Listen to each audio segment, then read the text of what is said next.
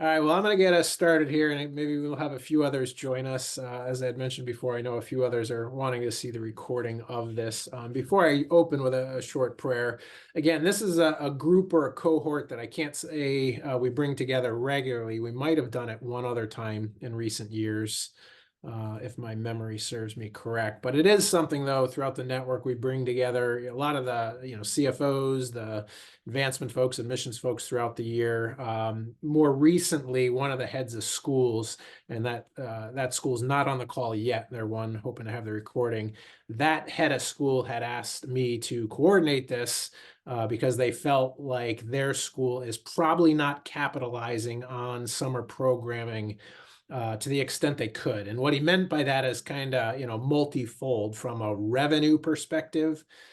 He feels like they're probably missing out, knowing how some of our schools have designed their programs, and then also just prospective students with a focus. I know some of you focus on kind of more the middle school and perhaps even elementary, and just getting folks on campus. So that's where this is stemming from, the origin to that. But before we jump into this with some intros and dialogue, let me just get us started with a prayer. In the name of the Father, Son, Holy Spirit, amen. Lord God, you have called forth these generous women and men to minister to you and your church by serving in a Xaverian Brothers-sponsored school. We stand in profound gratitude for the time and talents they have enthusiastically provided to their school communities. We pray that all of us who have gathered to serve as stewards of the Xaverian mission and heirs of the Xaverian charism may always be faithful in carrying out our roles. We ask this in Jesus' name. Amen. Amen. Father, Holy Spirit, amen. Well, again, yep, welcome. We've got a few others that have jumped in. I really don't have much of a structured agenda for this. I'm hoping the conversation can kind of just grow organically. And I thought what best way to do that is to have you each just spend a little deeper time of an introduction. So if you don't mind sharing who you are. I don't imagine summer programming is a full-time role for you. I'm sure good Catholic school folks, you got a million other hats. So, what are your primary responsibilities at your school, what school you're at, how long you've been there? And then if you could, I'm not asking for 10 minutes, but, give a couple minutes, 2, 3, 4 minutes of describing what your summer program looks like in terms of age groups that you're serving, diversity of programming. If you happen to know revenue figures, great, but I didn't ask anybody to prep that. But just give us a flavor for the complexity or the simplicity of what summer programming looks like. So with that, I'm just going to go left to right on my screen here, and Mike Hughes, we'll have you go first. Okay. Hi, everybody. My name is Mike Hughes. This is my 26th year at St. John's High School. I'm a religion teacher by day and a summer program co-director for the last 5 years. I have a partner in that, Jim Kelly. We actually started as SAT providers in summer program, and in the COVID year, we're tapped on the shoulder in mid-May to manage all the existing programs and see what we could put on the table. So we started with a small coterie of classes, existing, mostly classes being run for in-house students already, and then expanded to a wide variety of digital classes and socially distanced sports on campus and so on. In this upcoming year, we are relaunching Camp St. John's, which is an exciting, multi-decade program for co-ed elementary day camp. We test ran a single week program like it last summer for 90 kids. We currently have about 200 registrants across a 4-week program, and we're looking to upgrade with marketing and really push hard into April and May and see those numbers get to what we hope to be about, considerably more than that. We're hoping for about 600 students across those 4 weeks. We have a couple of legs of programs. One that's really been successful for us, which I think has growth for the XBSS network, broadly speaking, is a credit advancement course. So we offer a pre-calculus course. Students can take it in a condensed way, and they advance over the year of pre-calc, but they don't remove a graduation requirement. So we've seen, a challenge to put things that would fulfill a graduation requirement on the menu for obvious, questions from faculty and staff and so on about, doing mid-year summertime work replacing fall, winter, and spring session times. We've built academic programs, athletics programs, and arts programs. Our motto is basically arts, academics, athletics, and more. And we've looked to expand. In the first few years, we were partnered with 2 other local schools that Alex Zakara had put us in a relationship with. And this is the first year that we're condensing and bringing it all in-house, just our own. So in the prior years, we managed programs on an all-girls Catholic school campus and a co-ed elementary school campus. So that was a challenge, but also an opportunity. And I'm excited to see what opportunities there are for in-network growth. The XBSS network, I've coached against these schools for multiple years. There's excellence in all these programs and all these schools. Mike Evans and I had a great, connection last summer, talking through what some of those possibilities could be. So I'm real excited to see him on the call and to expand that conversation into the network, which goes up and down the Eastern Seaboard. So again, I think there's a real exciting opportunities for the XBSS in this space. So thank you. Great. Thank you, Michael. And let's stay at St. John's. Chris, you want to introduce yourself and anything else you'd like to add to Michael's summary? Sure. I think St. John's is well represented on this call today. So, hi, everyone. Chris Luoto, Chief Financial Officer. I have been with St. John's for my 3rd year now. And Mike Hughes really hit on everything. Part of my role as CFO is to oversee summer programs. I've got 2 great directors. One is Mike, and then Jim Kelly as well. We're really just, I think I was very interested in just doing, listening to the call. I'm here to hopefully guide and advise Mike. But, as Mike alluded to, we're in the process of just trying to grow all of our summer programs. We've just brought back our summer camp. We certainly leveraged the expertise of Mike Evans at St. John's Prep and had an opportunity to meet with them. You cannot find us at Summer at St. John's. That name has been taken already. It's a different story for another day, but no, we're really interested in just bringing our camp back. Excited for that, and again, Mike Hughes has done an incredible job of just where we are today. But certainly interested in hearing what everybody else is doing. Great, thank you, Chris. How about Lauren? Good counsel. Hi, everyone. I'm Lauren Costello. I have been at Good Counsel for going on 22 years and have played a variety of roles. I'm also an alum of this school, and I'm the first director of community engagement, which started out as auxiliary programs, and then they switched it over, to add a few different things. But I've been running this program since 2012 and started out as 6 athletic camps that were being run on their own. And so they decided we need to pull this into a formalized program. And we've grown exponentially, and it's been a lot of fun. We do sports, athletics, arts, STEM, and technology. And we just started a camp for little ones, and by little I mean no younger than 5. That's little enough for our high school culture, and that's a multi-activity day camp. We have one vendor that runs a circus camp, which is a lot of fun, and our approach is to really try and find something for a whole family.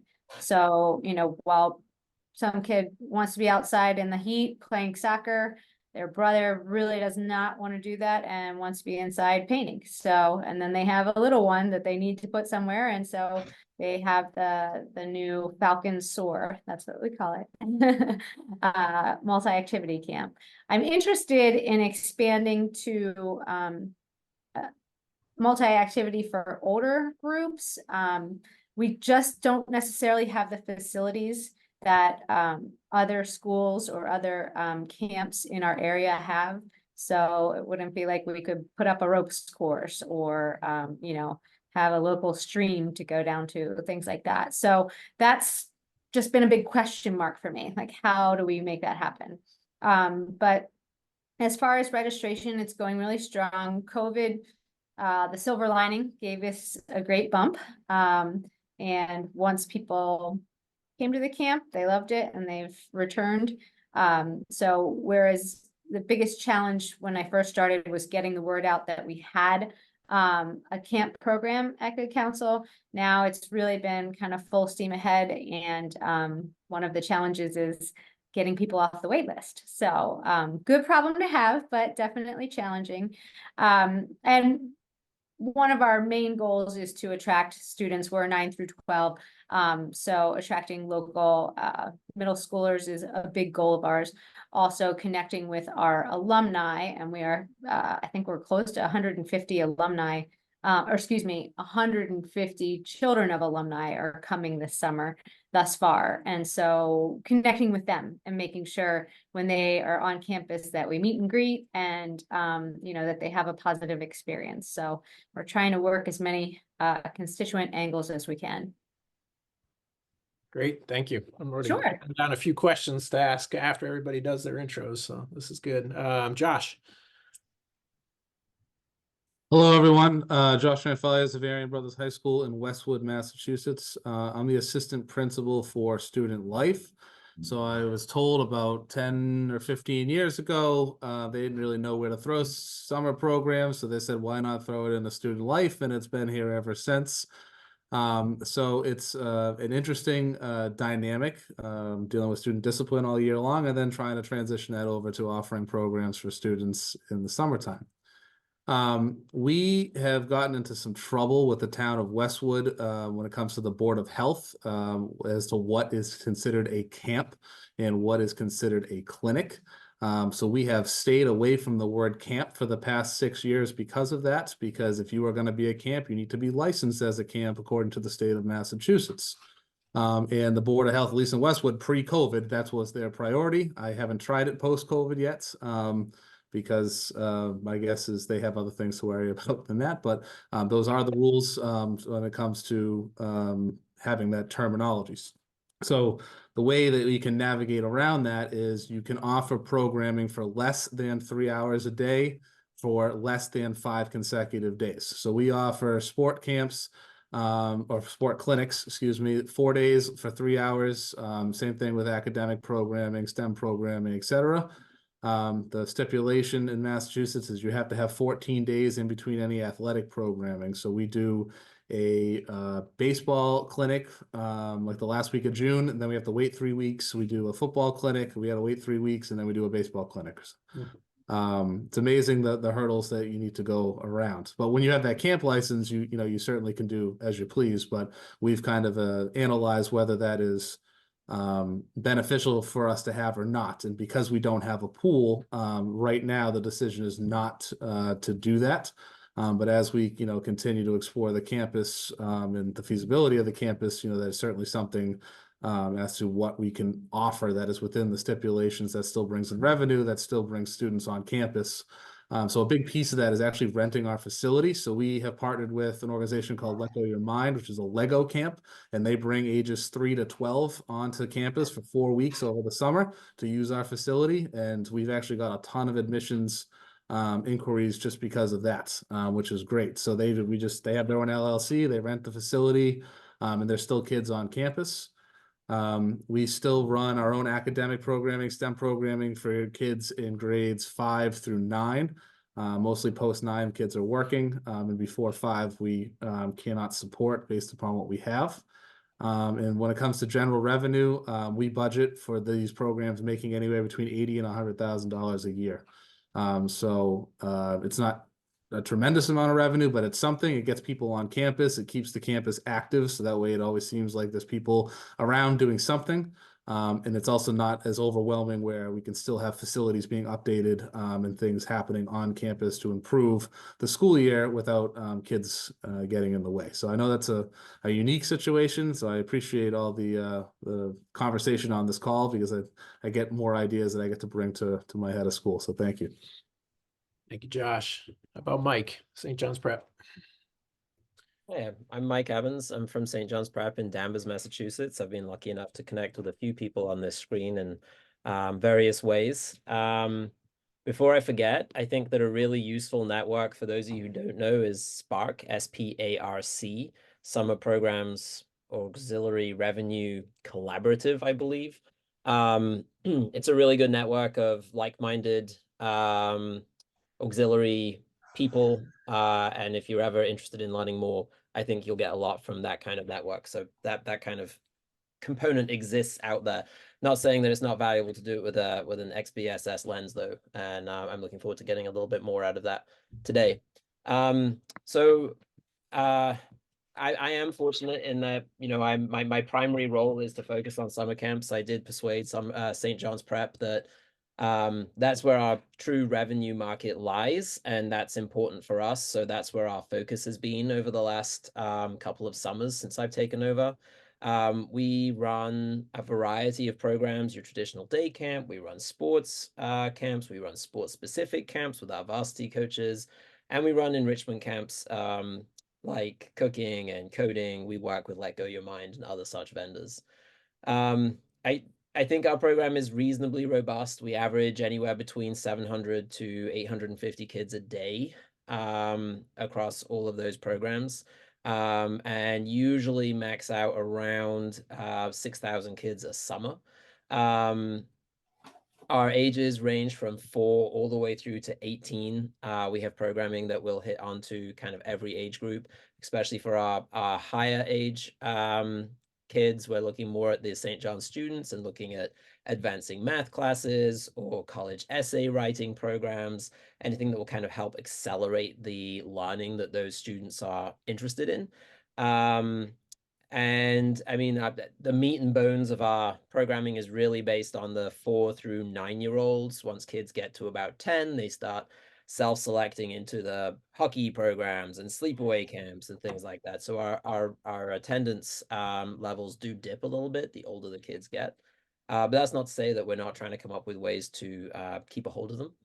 One of the strategies that we chose to do was to become a one-stop shop. As the parent of 3 children with 3 different interests, I know firsthand how annoying it is to take 3 children to 3 different places.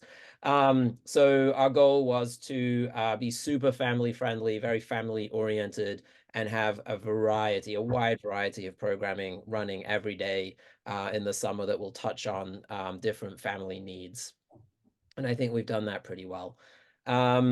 In terms of revenue, we are growing. Our goal is to get to around 3.3 million gross just from the summer programming this summer.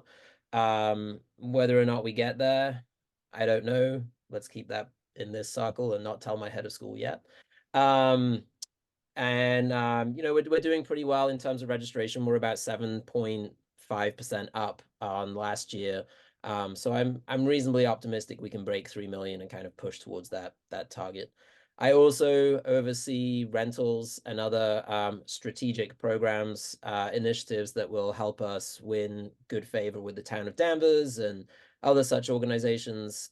Even our rental programs are handpicked to strategically work in favor of the school. So, you know, if I have a basketball group with 3rd, 4th, 5th grade boys, I'm going to choose that over a group that is all girls because, well, we're an all boys school and we want to kind of show off our nice fancy facilities to that younger age group and get those kids coming in. We're very fortunate in that we have a wow factor. When you walk into our wellness center, there's a nice swimming pool on your left. There's a fancy gym further on. We've got a beautiful field house, and it's always nice to highlight the nice facilities we have, and we really lean on that when we're working on rentals and such. The focus on school year programming has dipped, as I said, like when you're competing against the wide variety of after school activities that our students have available to them built into the tuition, it gets really challenging to persuade families to sign up for something that they're going to have to pay for. So our programming can't start until 5 o'clock. We have tried to do it before, but the numbers are so small, it just doesn't make sense to hire someone to kind of be around from 5 to 7 o'clock and take those kids from like the middle school, walk them down to the swim pool to kind of do a swim program. It's not worth it. So we really put all our eggs in one basket with summer programming, and so far it's working out pretty nicely. Great, thank you. And I liked hearing both Mike and Lauren. It seemed like that whole family-friendly strategic approach makes a lot of sense. Not to say that others weren't doing that, but that's neat to hear. I was up on St. John's Prep last summer, and yeah, it was, you could see 700 kids. It was pretty impressive with how busy you guys were. I mean, I tell people that my job is really looking after the kids that I pay to look after the kids. And the HR element, I've definitely grown in that area since joining St. John's. And working with teenagers certainly has its headaches. I wish we could find a more professionalized staff. But the counselors are what makes our program really great, and they're the people that our younger kids gravitate towards. And it's also really nice. We try and hire as many prep boys as we can, or as many prep boys who are interested. And families certainly are warm to that idea of their kids' first job, their first sense of employment being at a safe place. So even just interviewing with us is meant to be a learning experience. Like we treat every candidate as if it's their first ever interview, and we don't want it to be a horrible, scary process. We want to build those kids up for success. So we have a variety of tactics that we kind of use to settle that. And I think parents really like that approach as well. Great, very good. Hope I'm pronouncing it correctly. Salman? Please correct me. Salman, thank you. So, hi, I'm Saman Abbas, and I'm the STEM director at Malden Catholic High School. This is my 4th year as a STEM director and 4th year running the internship program. So our summer program itself is divided into 3 different groups. We have the sports programming, which is run by like the outside vendor. I cannot speak much about that. Janine couldn't be on the call. Second one is our academic programming, where we have Algebra 1 running for incoming 9th graders, geometry for rising 10th graders, and different other programs like speech and debate. This is open to 8th, 9th, and 10th, whoever wants to take, whoever is interested, and we try to kind of tailor it to the need. We have other small programmings, academic programmings, depending on which teacher is available, like music, dance, and all that. Besides that, one of our big things we've been doing is internships, where we try to pair up rising juniors and seniors to local universities, colleges, and companies, where they spend their whole summer working with them either on research or jobs. So when it's time for college, they can make an informed decision. That has been going really well. This is our 4th year. We have collaborations with Harvard, MIT, where students are doing their research in labs. So that has been amazingly well. Over the school year, we have secured a grant, a big grant for 3 years, where because of that, we are able to offer STEM programming free of cost to all middle schoolers once a week. So their bus 10, we provide them bus, they come in, they do their STEM program all year. And at the end of school year, they have a showcase, kind of show and tell, where parents come in and see their projects that they did over the school year. And that gets the students in, like 8th graders, potential 9th graders to MC. So that helps a lot. Janine couldn't be here because she could have talked more about the internships and other programs too.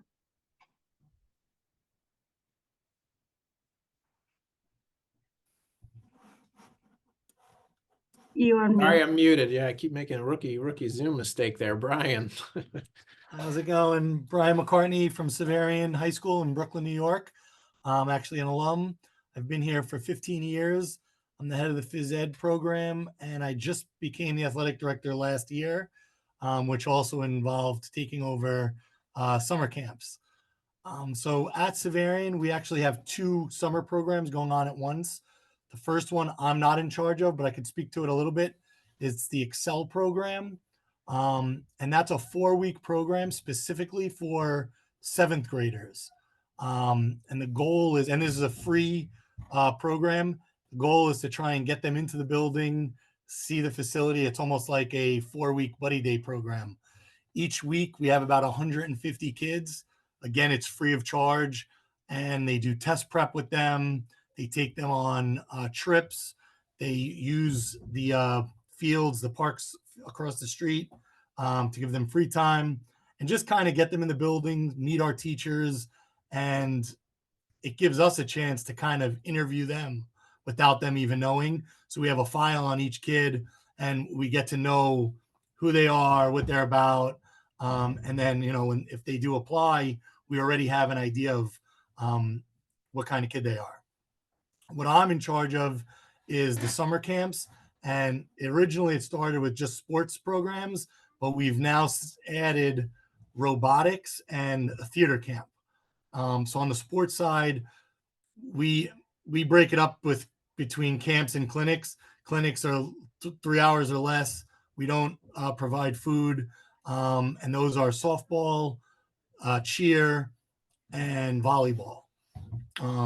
They go for 1 week. They last 3 to 4 days, depending on the summer. The week it is 4th of July weekend. So depending on where 4th of July lands, I either make it 3 days or 4 days. And then the actual camps are basketball camp, baseball camp, and cheer camp. And those are full week camps that we provide food, we provide free transportation. And those are kind of where we're getting our revenue from. Last summer, we had about a little over 1,000 kids, and we brought in about $250,000. Great. Thank you, Brian. James and Kurt, you guys kind of jumped in after I had given some introductions, but I think you got the gist of it. We're just kind of introducing ourselves and then just giving a little bit of color to what your current summer programming looks like. So maybe James, if you want to go first. Sure. I'm James Parker. I'm the Dean of Students at St. Mary's Riken High School, but transitioning into to the Director of Campus Ministry role. Our summer camp is not tied to a person. I mean, it was not tied to a position. So when I became Dean of Students, the Dean of Faculty and Student Leadership was doing summer camps, but she was also running another summer program that we call Freshman Experience, and had asked that it be taken off her plate. So I took it, and now even transitioned into the Director of Campus Ministry. I'm going to keep the summer camps for now. Our summer camps were mostly sports related, and they did pretty well. They were usually middle school oriented, but some of them would do like K to 9, depending on what the sport was. Just to get kids in the door and things like that. When I took over, the camps were kind of the camp schedule was kind of different. So it was 3-hour camps. So the sports camp would run for 3 hours and the kid would go home. But depending on what it was, we would have a 3-hour camp in the morning, 3-hour camp in the afternoon. And they were basically just one-shot camps. And even our enrichment camps, it'd be 3 hours in the morning, gone, 3 hours in the afternoon, gone, so on and so forth. So since last year, we've expanded. So we are catering. Now we have activity camps now, enrichment camps now for grades K all the way to 9. And we have a programming from 9 to 3. So even if the kids come in to do those specialty sports, they can still stay for the other half of the day and do an activity camp where they can do various different things. We have some themed weeks and then some just other things. So last summer we did pretty well. Our numbers, we got up to, I do camper week, so we got up to 1,200 camper weeks. And the previous summer we were at 640 or something like that. So a significant jump. This year, right now, we're at 833 camper weeks. So hoping to get back up to where we were last summer. So we last summer, 2 summers ago, we were in the negative. Last summer, we raised about 26 grand. Our revenue was about 26 grand. So I'm hoping to be around that or more of that this year. The big thing for us is figuring out like the hiring process for camp is different now, because where it used to be just coaches, now we have to have people who run the activity camps and who help out with transitioning campers from camp to camp and so on and so forth. So in the process of hiring and trying to onboard and get the right people on board for that. James, that financial figure you threw out, was that gross or net? Do you know? I believe that was net. Okay, okay. That'd be another curiosity I have, just, hearing the numbers of all your programs, how you guys price them, because clearly, yeah, St. John's Prep has got some significant revenues coming in. And again, maybe different price points with your demographics and what they're willing to pay, but that might be something for us to follow up on here in a little bit. Kurt, St. X? Yeah, how's it going? Thanks, Patrick. So, our camp, we tried a few different things. Annually, we'll be somewhere around 1,400 campers throughout our 30 different programs. We did try the route of, doing a morning afternoon session with lunch in between. Didn't go great. We were providing lunch. We still do have the option for them to bring lunch, but ours is more, I guess, program specific, um, instead of kind of the bundle package that you get. So you pick a week, and we've got all the different sports. So really, it's kind of I'm responsible for the marketing and pushing that out. We do have a camp coordinator who's teaching right now, so she wasn't able to make it on. Who kind of does the day to day registration, follow up, kind of the process driven stuff, and then we allow our coaches and camp moderators to kind of take and own their own program. So regardless if it's, through our athletic department, or maybe it's an entrepreneurship camp, or cryptocurrency or rock band or something like that, they take that and communicate. And then we've got, kind of some standardized things that we want to do with communication to the families and follow up, because we do see this as, really we look at this as, our feeder, our biggest feeder program for incoming students. We do have, within those 30 different camps, we do have 16 that are co-ed options. So kind of back to that family friendly, we don't want to exclude a little sister or a big sister in this case to join our camps and get some great, training or exposure to something that they're interested in. So I would say that ours is pretty a little bit more traditional. I know Mike and St. John's. I mean that would, I think that's like the gold star program. I haven't heard everybody's, but pretty impressive that you're able to compete in that competitive market to be that successful. So kudos there. Thank you, Kurt. And we've got Janine from Malden Catholic joining us as well. Janine, we've just kind of done introductions. Saman gave a explanation of the programs there at MC, but feel free to add any other commentary if you'd like on top of an intro. Oh, that's great. Thank you so much. I'm sorry I'm late, you guys. I had a student in my office, as you know. So I'm sure Saman went over everything. I'm the director of student leadership programs, and Saman and I work together on internships and opportunities in the summer, and a lot of times now throughout the year. And so we've had this program for a couple of years now. It started with really only about, I think it was like 9 people with just business internships that went through alumni in the school. And then COVID hit, and we had to really pivot to see what we could offer our students during the year in the middle of a pandemic that was safe, and we were dealing with Zoom and all that stuff. So what I did was we had reached out to alumni, but I started reaching out to local businesses, just as Salmon was reaching out to her different colleagues, and eventually the program just started to grow. And our students were really careful with our internship program, where it's a very selective process. They have to submit an application and everything, and then we have them go through an internship seminar before we roll them out into the field. So we like to teach them what it's like to be in an office setting, talk a little bit about LinkedIn and resumes and things like that. And for like the science portion, how to act in a college or in a lab, and things like that. And we usually are we try to be a little aggressive in making sure the students do thank their hosts and and things like that at the end. And it's just been really wonderful. We've been able to, we take the applications.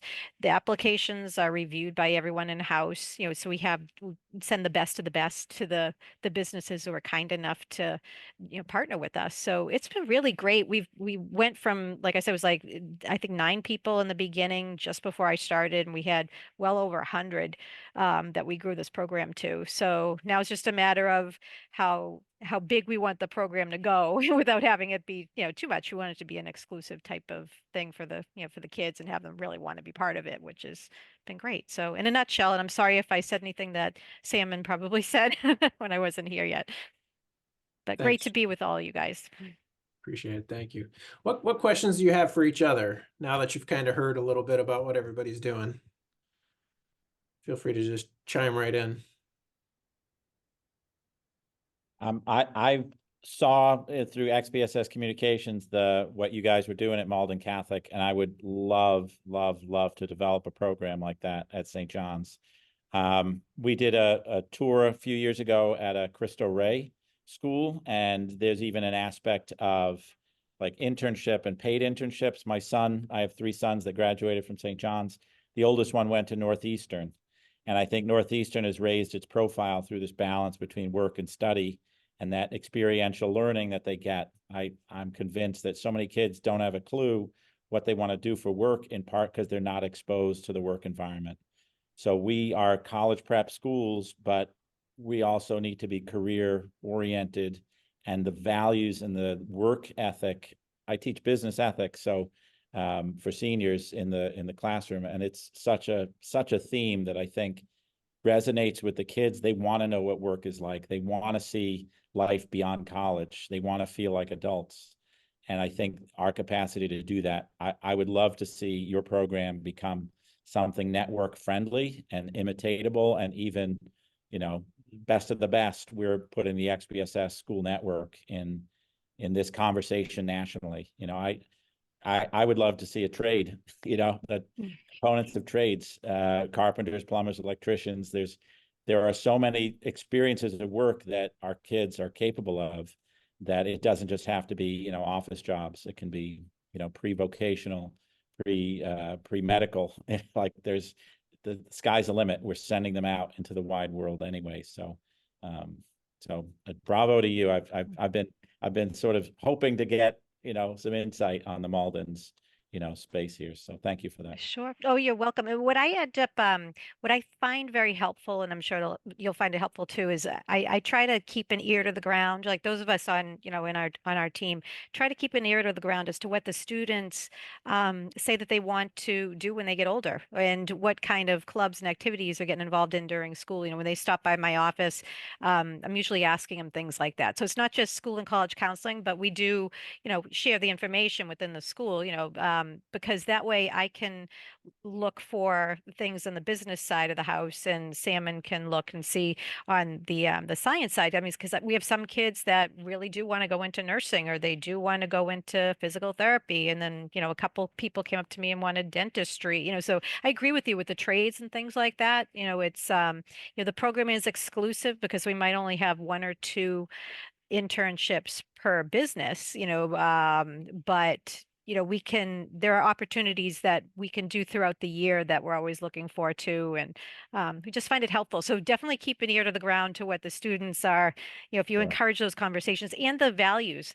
I mean, we're always talking about the humility, simplicity, compassion, trust, and zeal. And we want them to go out in the world that way and, come back, and the feedback has been positive. So, so we do keep a constant communication with the businesses that we try to partner up with, and all of that seems very helpful. So. Great. One of the courses I'm running this summer, it's a test, is a life skills course called Cars 101. I love it.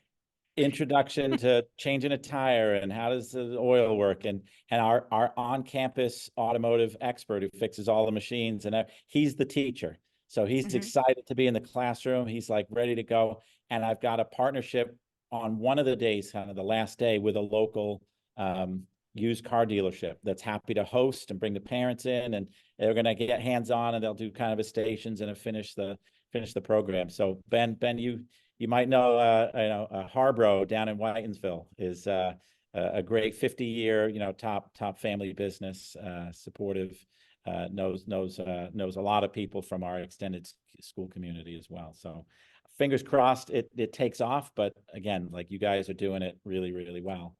And I have kids that have talked about automotive engineering. They're coming back from our robotics program. They're interested in the automotive side, and there's just so many steps up that ladder that space I think could create for them. So thank you. Another thing I just wanted to jump in and add is networking. Yeah. Like we have our STEM fair, we invite like judges and I follow up with them. I ask like, you're professors in colleges, you're running this company. How can you help us?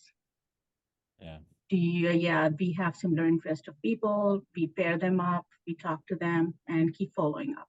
That has helped a lot.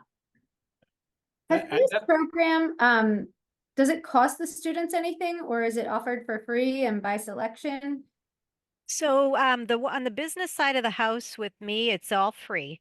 They might have to make their own way depending on where the places are. Like if they have to go into Boston, they might have to, take the train or something like that. Or even with some of the ones that we've had, at MIT and stuff in the past, they'd have to take the train. But no, those ones are free. Every once in a while there might be something that there are some incidental costs associated with some type of opportunity, but generally no. But it's a program that's highly selective. So we ask them to write like a 200-word essay. They check off boxes as to what internships they're interested in the most. Maybe it's general business, or maybe there are some other more specific like law or things like that. When we do the internship selections, I have them all come down to my office and we have a conversation, as to the ones that were the top ones, and just to make sure that this is what they want. Some of them, they're surprised that we offer them, maybe a business internship that wasn't the company that they were looking for, but, I explained to them how the businesses are pretty much set up the same way. And then we have that conversation. And a lot of times they end up just taking that internship and running with it. And they'll come back, saying, listen, I really love the business aspect, or they love social media or something, or helping with the marketing side of the house. And then all of a sudden they're having the conversation with school and college counseling saying, I thought I wanted to go into finance, but now I want to go into marketing and communications. And it's one of those great ways to understand how business works, which most of them will end up in a business somewhere, but decide which type of business they want to be in. So, long story short, we do, it's a very competitive program. So I will have parents that'll call up and, and they're asking a lot of questions. And, but I talk to the kids at lunch, and, Salmon talks to them as well. And we just, try to make sure that they do all of this themselves. We want them to feel like they go through the process of applying for a job and really, showing us that they want this position. I could have 10 people that are fantastic for the same position, but it's going to come down to the best of the best. And it's worked out pretty good. It's been very few tears, okay. But and the kids Great. generally come back, which Yeah, is that's good. So great. Other questions of each other?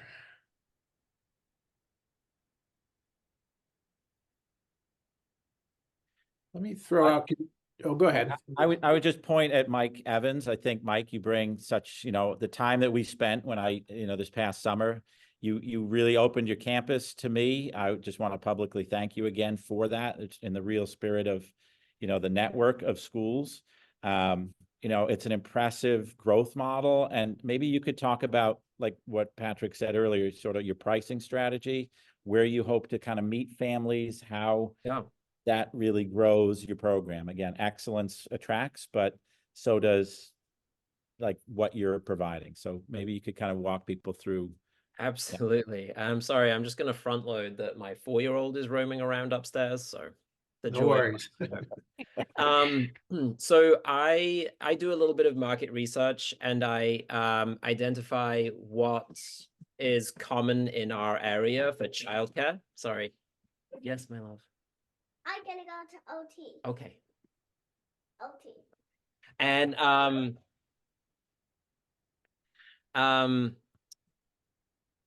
He is welcome on the Zoom if you want to bring him in. right That's in. perfectly fine. say hi. Wiggy You know, penis. hey, see, I knew this was gonna happen. I'm sorry. Wiggy penis. Thea, stop. Wiggy penis. Oh, I pushed the wrong. She Hey, had we're in the surgery kid business, yesterday, so aren't we? she's not really with it. Wiggy So I take Maybe while Mike's doing that, could others comment? That was the question I was going to ask is, can some of you just give an idea of cost structure for some of your larger programs? I get it. It might vary.